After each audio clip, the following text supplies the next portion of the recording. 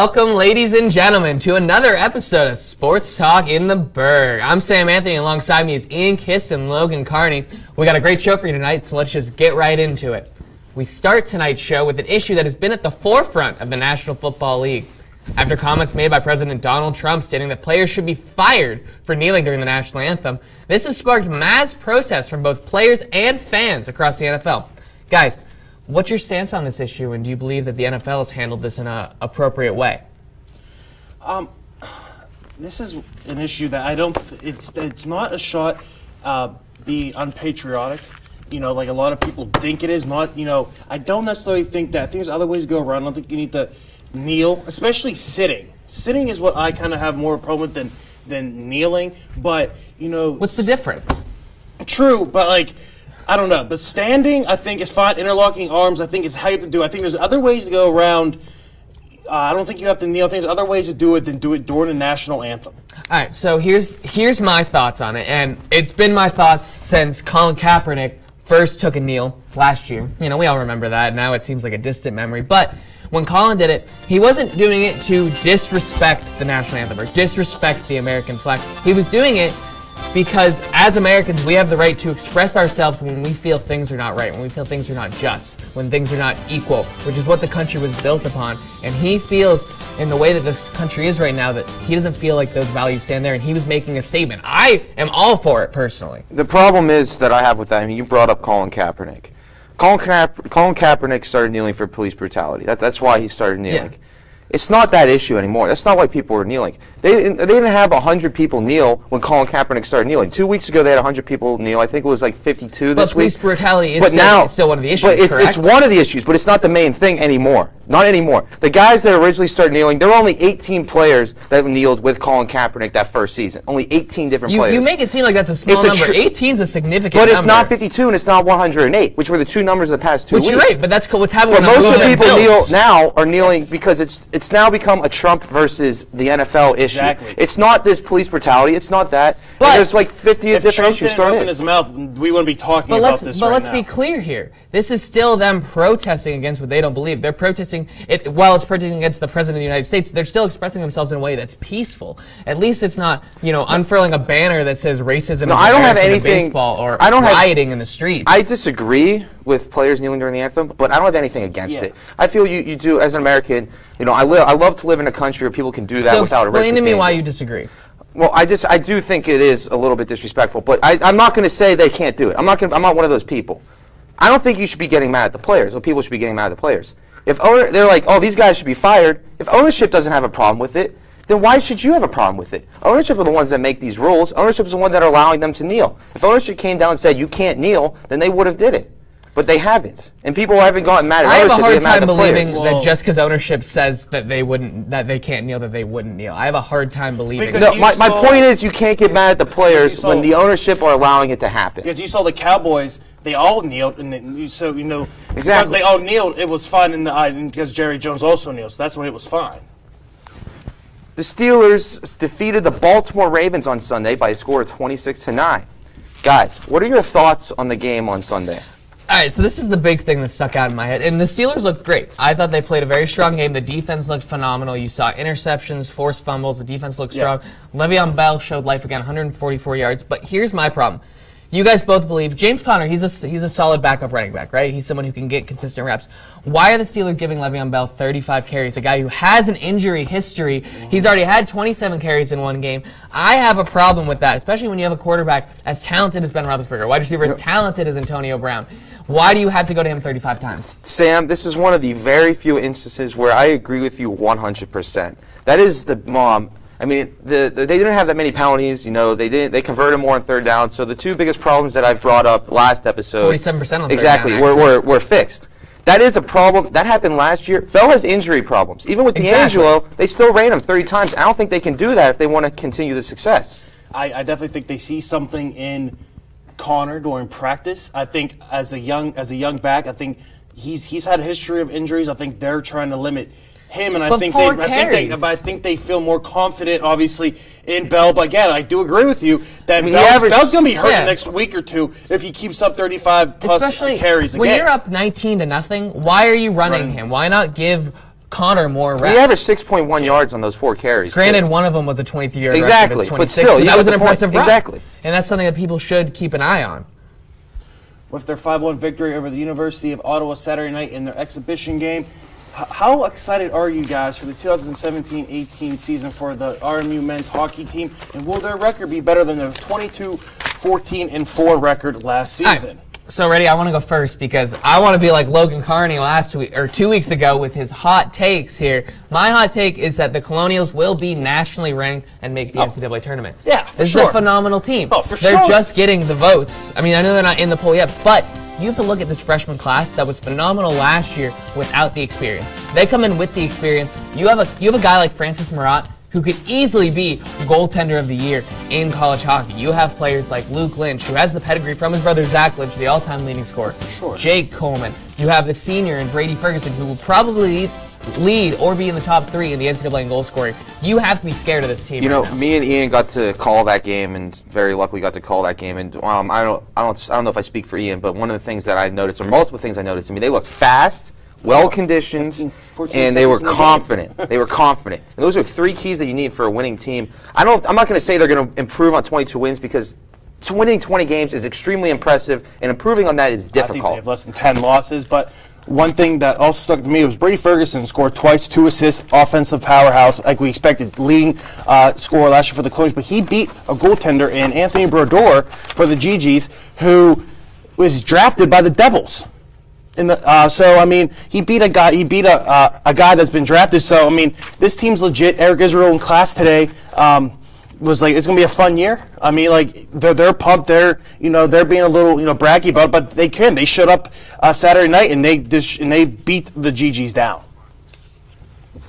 Yeah, and once again, Robert Morris, Francis Marat looked really great. Or I'm sorry, Brady Ferguson, 2 goals, 2 assists. But we're gonna go on here to the NBA, where it was a very busy offseason, guys, actually. So, I mean, looking at that, which team was the most impressive this offseason? Which team was the winner of the offseason? I can go first. I thought about I thought about this question for a long time. There were 5 different teams I had in consideration. I thought about the Celtics. I thought about the Timberwolves. I thought about the Thunder. I thought about the Rockets, and I thought about the Cavs. Yeah. I ended up going with the Timberwolves. And my big reasoning is, the Thunder were the team that I had the closest pick going to, but both of the guys that they got are going to be free agents after this year. And they're still not going to be better than the Warriors.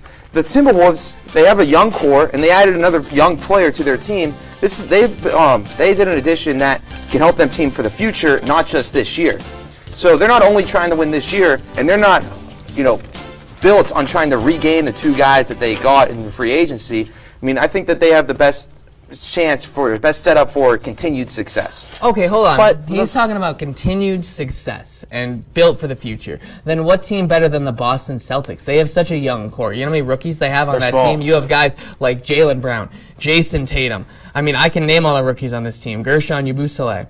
LJ Peak, Andrew White, Jonathan Holmes, Devin Williams. Guys who are young, guys who are talented, who can build with each other. Shane Larkin's only been in the league for 3 years. Marcus Smart's only been in the league for 3 years. Rozier's only been in for 2 years. They're a team that's going to be good this year and good in the future. I just don't like the Kyrie trade. I really don't. I don't Why like not, it. though?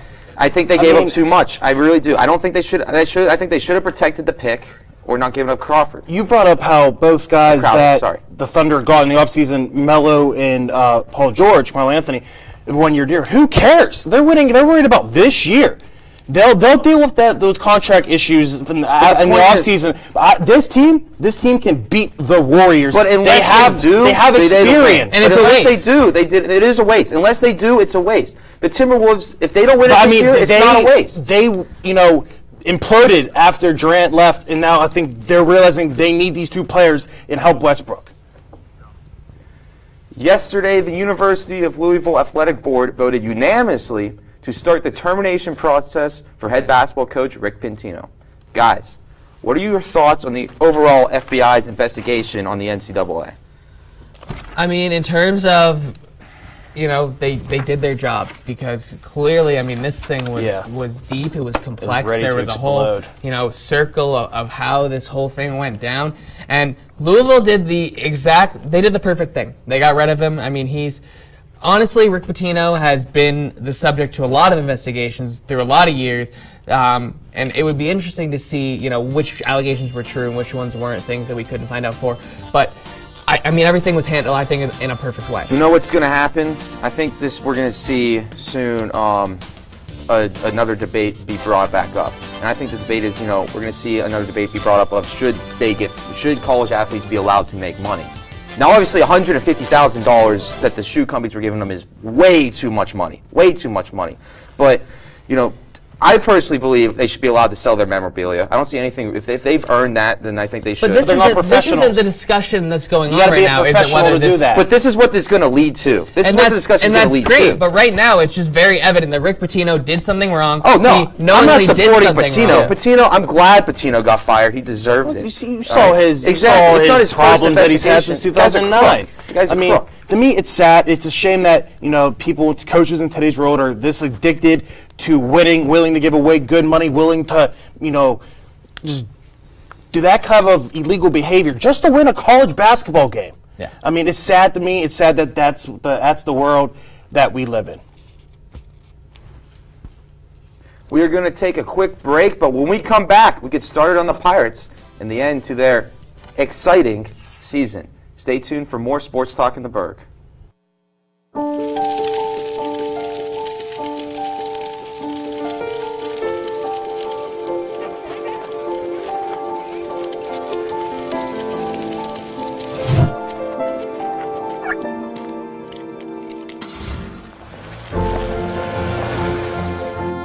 Did you know parking over tall, dry grass can spark a wildfire? Only you can prevent wildfires.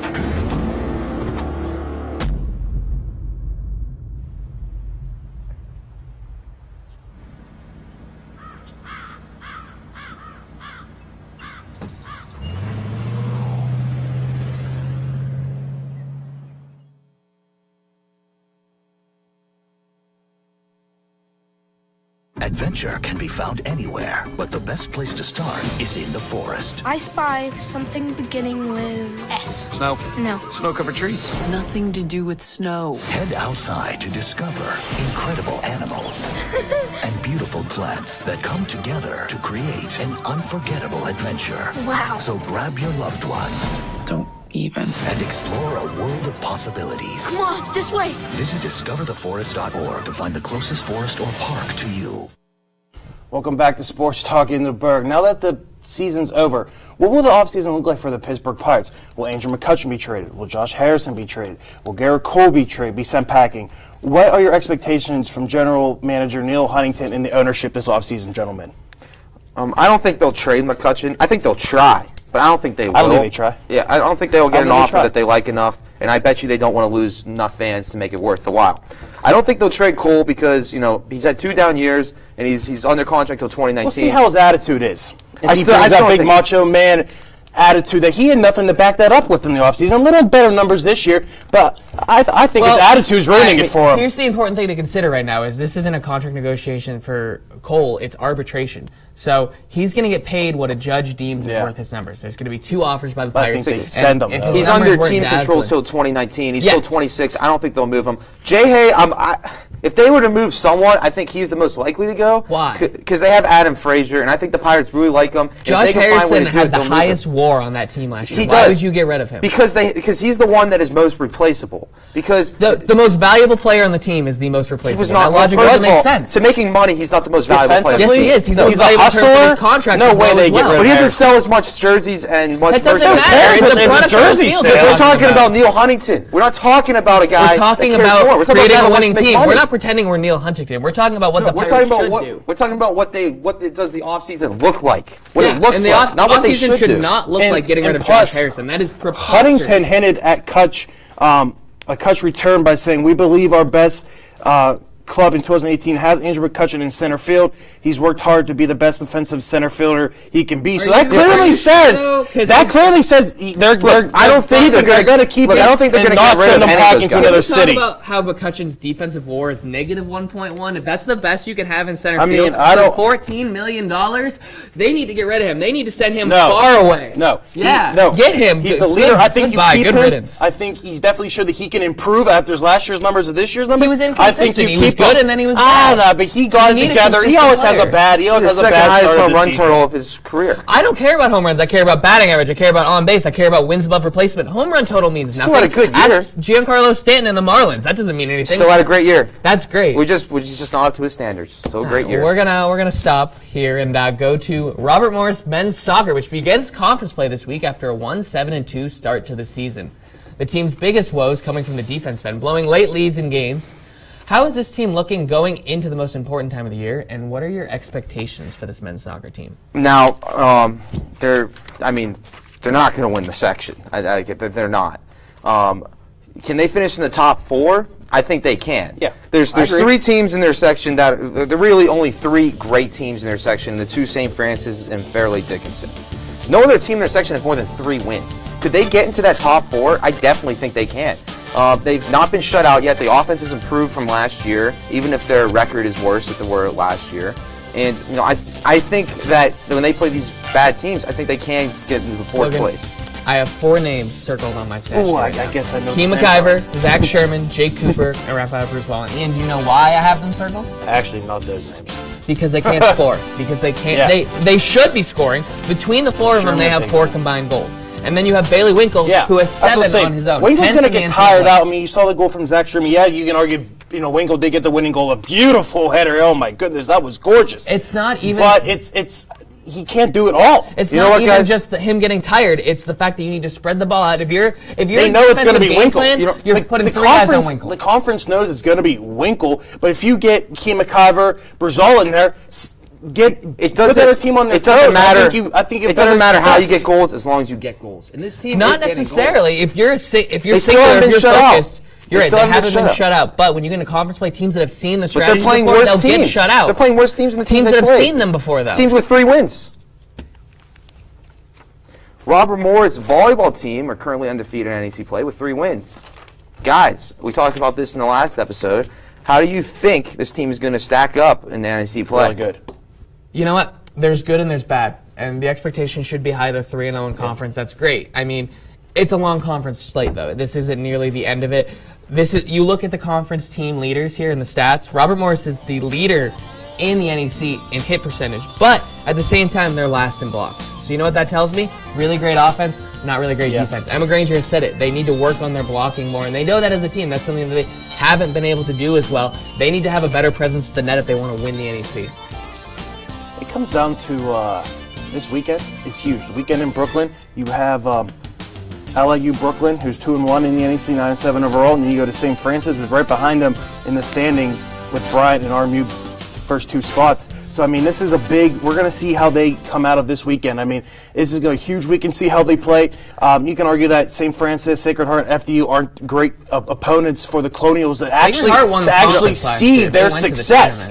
It's not last year, though. So, I really do think that their defining games are this weekend when they head to Brooklyn for 2 big matchups. No, I agree with you, and my whole opinion of them, and you guys have known this from last episode. I wrote an opinion article about it. It's their lack of experience. If anything comes back to hurt them, I think that'll be it.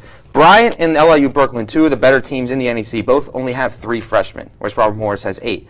If they come back to hurt, well, I think they can with the talent. That's going to be why is their lack of experience. Now, don't go anywhere, because after the break, we will dive into the interesting life of Wiz Khalifa after his antics throwing out the first pitch last week at PNC Park. We'll be right back.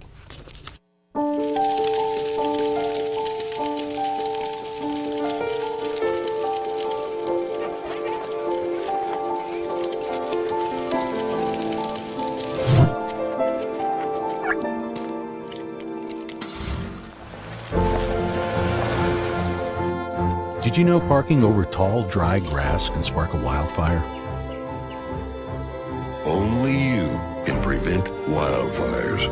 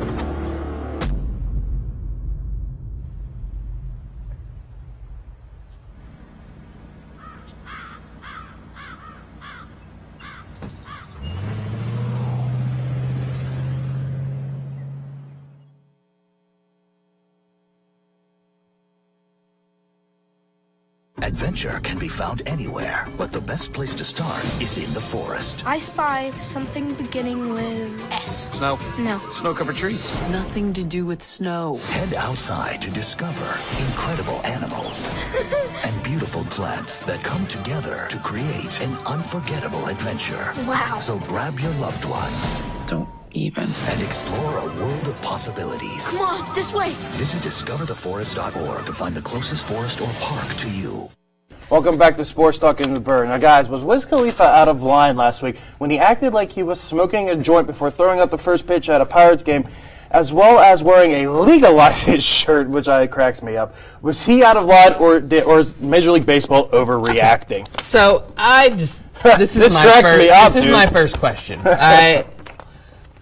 The Pittsburgh Pirates, they said they did not know this was coming. Yet It's the Wiz guy Khalifa! walks. Yes, one, it's Wiz Khalifa, just in itself. But two, the guy walks out on the field with a shirt that says legalized. Well, yeah, but it wasn't a free shirt day, so they couldn't give him a free shirt, I guess. But come on, I mean, just No one said, here, either take this don't- jersey. Well, this jersey. Tell him to, give him a jersey to put on. Tell him Everybody else don't wears go a on. Pirate Tell shirt him when you they gotta throw out take the that first shirt pitch. off, or you're not going to go up there. That's 100% on the Pittsburgh Pirates. I mean, Which by it is, but I still think they're overreacting. I mean, it's not. that can't We're happen, at a time. though. Yeah, no, but we're at a time where marijuana is more accepted. I mean, states are legalizing it. It's still illegal in the It state is. of It is. It Pennsylvania. is. But we talked about players protesting the anthem, and you guys said you were supportive of that. This is a player protesting not for what he illegal. believes in. Yeah. But it doesn't That's matter. freedom of He's speech. protesting something he believes in, and he believes it's legal. Oh, no, it is. he did- It is something that is becoming more I don't- accepted. he did it everywhere. because Whether of we that. like It's it or just not, reaction. it is something that's becoming more accepted. You're calling the motion. I'm not going to do the motion, but the motion that Wiz Khalifa made, Smoking a joint. suggesting that he was smoking a joint, as a form of protest.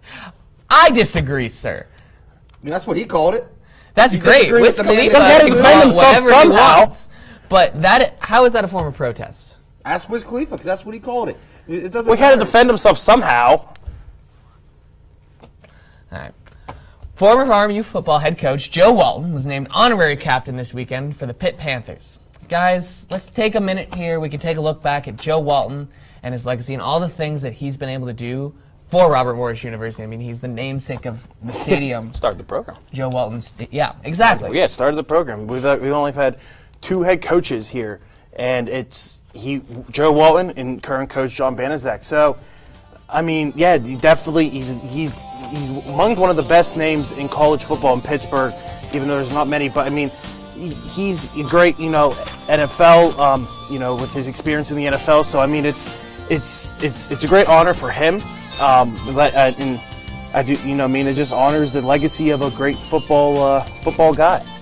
Yeah, I mean, he coached Robert Morris football back when Robert Morris football was incredible, amazing. I mean, 5 straight NEC championships, and since then there's been one, which was still in the Joe Walton era. He's the only guy who's been able to take Robert Morris. They started at the bottom. Exactly. They started at the pee-wee bottom. He started with no program. No scholarships. Yeah, It was a program, non-scholarship anything, program. And he turned it into A a Moon High powerhouse. School. 144 wins. They played in a still high the most school in NEC. stadium. They got all of their gear from the New York Jets. It was all old gear from the New York Jets. And he's the only coach in the NEC, or he was the first coach in the NEC to take his team to an FCS playoff. Yeah. I mean, that's impressive. I mean, he was 74-47 against conference opponents.